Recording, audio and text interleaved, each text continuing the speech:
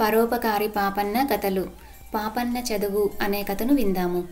ఒక ఊళ్ళో పాపన్న అనే కుర్రవాడుండేవాడు. చిన్నతనంలోనే వాడి తండ్రి చనిపోగా తల్లే వాణ్ణి కష్టపడి పెంచింది. ఒకరికి సహాయపడటం అంటే పాపన్నకు ఎంతో ఆనందం. ఇరుగు పొరుగు వాళ్లకు, ఎరిగిన వాళ్లకు, ఎరగని వాళ్లకు, దారిలో కనిపించిన వాళ్లకు ఏ విధమైన సహాయం కావలసి వచ్చినా సంతోషంగా చేసేవాడు పాపన్న. ఇతరులకు సహాయం వెళ్ళేటప్పుడు వాడికి ఒళ్ళుపై తెలిసేది కాదు. తన సొంత పనులు కూడా మరిచిపోయేవాడు. అందుచేత వాడు గ్రామానికంతటికీ జీతము బత్తెము లేని నౌకరయ్యాడు. వాణ్ణి అందరూ పరోపకారి పాపన్న అని పిలిచేవాళ్ళు. అస్తమానం అందరికీ ఏదో ఒక రకమైన పనులు చేస్తూ ఉండటం వల్ల పాపన్న మంచి పనిమంతుడయ్యాడు. అదీకాక వాడి సహాయం పొందిన వారిలో కొంతమంది అయినా వాడి చేతిలో ఒక తినే వస్తువు, 2 రాగి డబ్బులో పెడుతూ ఉండేవారు. ఇవ్వకపోతే వాడు అడిగేవాడు కాదు, ఇస్తే తీసుకునేవాడు. ఇదంతా చూసి వాడి తల్లి తన కొడుకు ప్రయోజకుడవుతాడని ఎంతో సంతోషించింది. కానీ రాను రాను పాపన్న పరోపకార బుద్ధి గొప్ప అనర్థంగా తయారయ్యింది. వాడు రోజూ నీళ్ల కోసం చెరువుకు వెళ్ళేవాడు. అక్కడ ఏ ముసలిదో ముసలివాడో ఈ బిందె కాస్త సాయం పట్టు నాయనా అని అడిగితే, ఎందుకులేండి మీ ఇంటికి నేనే పట్టుకొస్తాను అని తన బిందె అక్కడే వదిలేసి వాళ్ళ బిందెను వాళ్ళ ఇంటికి చేర్చి మరీ వచ్చేవాడు. ఈ ధోరణి చూసి తల్లి పాపన్నతో, ఎంతసేపు నువ్వే ఇతరులకు సహాయం చేస్తున్నావు కానీ ఇతరులు కూడా నీకు సహాయం చేయొద్దట్రా? తనకు మాలిన ధర్మం ఎక్కడైనా ఉంటుందా? నీ కష్టానికి ఏదో కొంత ప్రతిఫలం లేకపోతే ఎలా నాయనా అన్నది. వాళ్ళకే లేకపోతే పాపం మనకేమిస్తారమ్మా అన్నాడు పాపన్న. ఒకరోజు ఉద్దాన ద్వాదశి నాడు ఉదయం పాపన్న తల్లి దోసలు పాయసము చేయాలనుకున్నది.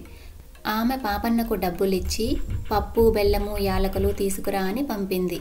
పాపన్న దుకాణానికి పోతుంటే కందారెడ్డి వీధి అరుగు మీద కూర్చుని ఉన్నాడు.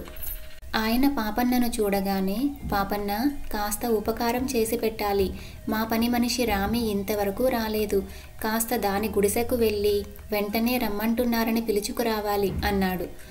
ఈ రామి 2 ఇళ్ల వాళ్లకు పాలు పోస్తుంది. ఉదయమే పాలు పితికి ఆ 2 ఇళ్ల వాళ్లకు ఇచ్చి కందారెడ్డి గారింట పనికి వెళుతూ ఉంటుంది. కానీ ఈరోజు పాలు పితకటం ఆలస్యమయ్యింది. పాపన్న వచ్చి రెడ్డిగారు రమ్మంటున్నారు అని చెప్పే సమయానికి అప్పుడే పాలు పితకటం పూర్తి చేసింది.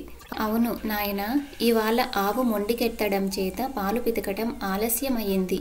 కాస్త ఈ పాలు వాడుక ఇళ్లకు చేర్చావంటే నేను ఇప్పుడే రెడ్డిగారింటికి బయలుదేరుతాను అన్నది రామి. ఇటు రామికి అటు కందారెడ్డి గారికి కూడా ఉపకారం చేసినట్టుంటుందని పాపన్న పాలు తీసుకుని రామి చెప్పిన 2 ఇళ్లకు అందించి వస్తుండగా నెత్తిన పెద్ద మూట పెట్టుకొని రొప్పుతూ రోజుతూ పురోహితుడు సుబ్బశాస్త్రులు ఎదురయ్యాడు. సమయానికి కనపడ్డావు పాపన్న, అరువు మోయలేక చేస్తున్నాను, కాస్త ఈ మూట మా ఇంటి దాకా చేర్చుదు, పుణ్యం ఉంటుంది అన్నాడాయన.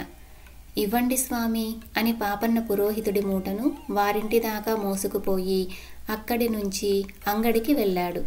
అంతకు మునిపే కరణంగారు ఒక మూట బియ్యం అంగడిలో కొని కూలివాడి కోసం చూస్తున్నాడు.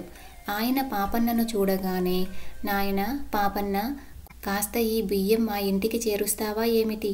వంట సిద్ధమై ఉంటుంది, అన్నం తిని మరీ వెలుదువు గాని అన్నాడు. పాపన్న కరణంగారింటికి బియ్యం చేర్చి అక్కడే భోజనం చేసి ఆకలి బాధ తీరింది గనక మళ్ళీ పరోపకారం చేస్తూ 3 జాములప్పుడు ఎవరి పని మీదనో తన ఇంటి వైపుగా వచ్చాడు. తల్లి వాణ్ణి చూసి కేక పెట్టి పిలిచి, పొద్దుననగా వెళితివి, పప్పు బెల్లము యాలకులు ఏవిరా అన్నది. ఇదిగో ఇప్పుడే వెళ్ళి తెస్తానమ్మా అన్నాడు పాపన్న.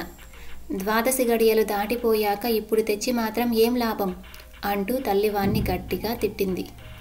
ఇది జరిగినాక ఆమెకు పాపన్నను గురించి పెద్ద దిగులు పట్టుకున్నది. వాడి పరోపకార ధోరణిని ఈ విధంగా సాగనిస్తే వాడు ఎందుకు కొరగాకుండా పోతాడని అనుకొని ఆమె కాస్త తెలిసిన వారిని సలహా అడిగింది.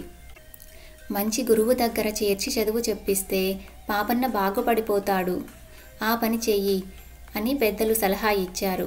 కోనంగిపురంలో ఒక గురువు ఉన్నాడు.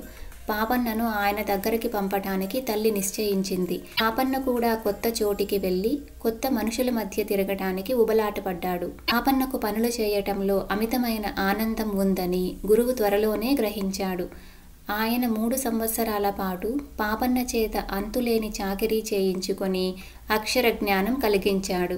ఆ పైన పరోపకారార్థమిదం శరీరం పరంపరోపకారార్థం ఏ జీవతి సజీవతి ఉపకారః పరో ధర్మః మొదలైన ముక్కలు వాడికి నచ్చేవి 4 చెప్పి నీ చదువైపోయింది వెళ్ళిరా అన్నాడు. తర్వాత పరోపకారి పాపన్న ఏం చేశాడో తెలుసుకోవాలంటే రాజసన్మానం అనే కథను ఈ వీడియోలోనే డిస్క్రిప్షన్లో ఇస్తున్నాను, తప్పకుండా వినండి. మీరు ఇంతవరకు నా ఛానల్ని సబ్స్క్రైబ్ చేయకుంటే తప్పకుండా సబ్స్క్రైబ్ చేసుకోండి. పక్కనే ఉన్న బెల్ గంటను క్లిక్ చేయండి.